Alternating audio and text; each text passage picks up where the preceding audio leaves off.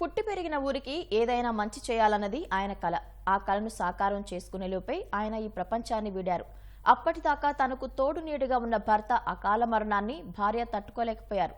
కానీ బాధపడుతూ కూర్చోవడం కంటే భర్త సంకల్పానికి జీవం పోయడమే ముఖ్యమనుకున్నారు. సేవా కార్యక్రమాలు చేపట్టడమే కాకుండా 4,50,00,000 రూపాయల విరాళంతో భర్త స్వగ్రామంలో పేదలకు వైద్యాన్ని అందుబాటులోకి తీసుకువచ్చారు. ఇప్పుడు మీరు చూస్తున్న మహిళ పేరు వెలగపూడి విజయలక్ష్మి. ఈమె భర్త పేరు వెలగపూడి ఉమామహేశ్వరరావు. వీరి స్వస్థలం యనమల కుదురు.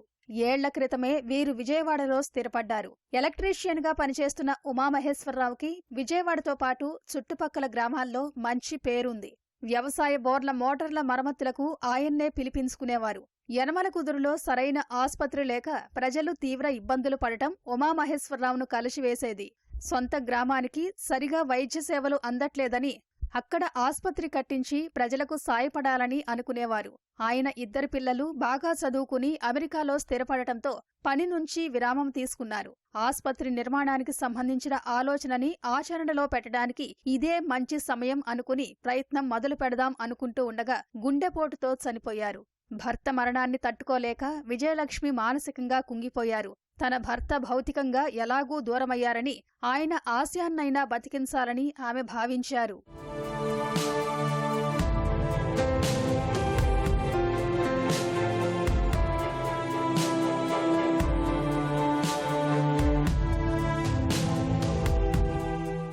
భర్త ఆశయాన్ని విజయలక్ష్మి తన కొడుకులతో పంచుకోగా వారు మద్దతు తెలిపారు.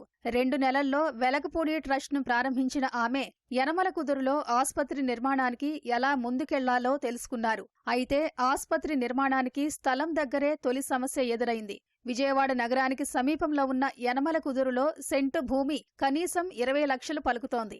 ఎంత ప్రయత్నించినా ఆ ఊరికి దగ్గరగా భూమి లభించలేదు. ఆస్పత్రి ఊరికి దూరంగా నిర్మాణం చేస్తే ప్రజలకు ఉపయోగపడదనే ఆలోచనతో యనమల కుదురులో ఉండే భర్త ఉమామహేశ్వరరావు స్నేహితుడు నరసింహారావును సంప్రదించారు.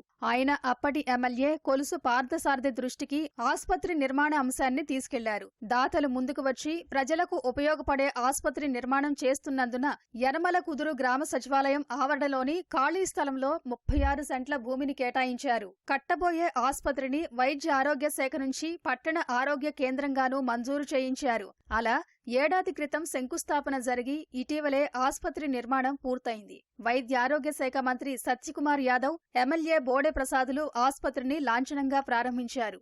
మా పెళ్ళై 62 సంవత్సరాలయ్యా. ఆయన పేరు ఉమామహేశ్వరరావు గారు. చాలా చాలా కష్టపడ్డారయ్యా. ఆయనకి ఎప్పటి నుంచో కోరిక పెడదాం అనుకుంటూనే అలాగే అయిపోయింది. అవకాశం రాలేదు. హార్ట్ అటాక్ వచ్చి వెళ్ళిపోయారు. 2 సంవత్సరాలు అయింది వెళ్ళి.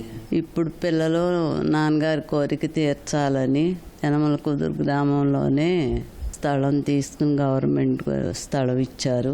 4 కోట్లన్నర పెట్టి హాస్పిటల్ కట్టారయ్యా. కానీ ఇవాళ లేరు కదా అనే బాధ ఒక్కటే ఉంటే చాలా చాలా సంతోషపడేవారు. చాలా బాగుండేది. ఆస్పత్రి నిర్మాణానికి విజయలక్ష్మి 4,50,00,000 రూపాయలు విరాళంగా ఇచ్చారు.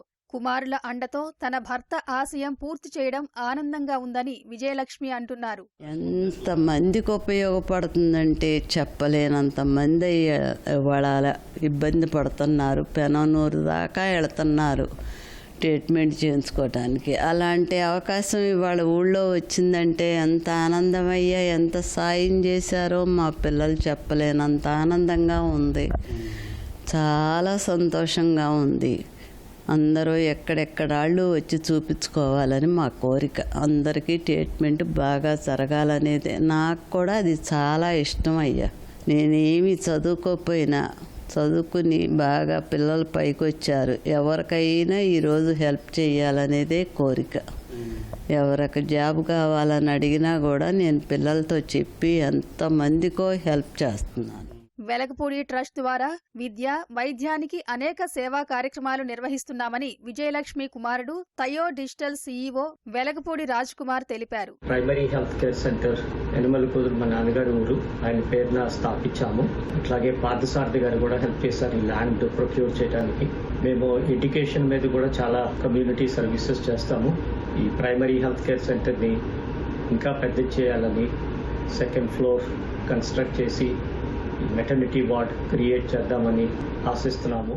జీవితంలో ఎంత ఎత్తుకు ఎదిగినా పుట్టిన ఊరిని మర్చిపోకుండా అదే గ్రామంలో సేవా కార్యక్రమాలు నిర్వహించడంపై ప్రజలు సంతోషం వ్యక్తం చేస్తున్నారు. తండ్రి ఆశయాలను సాధించేందుకు కుమారులు ముందుకు రావడం అభినందనీయమన్నారు.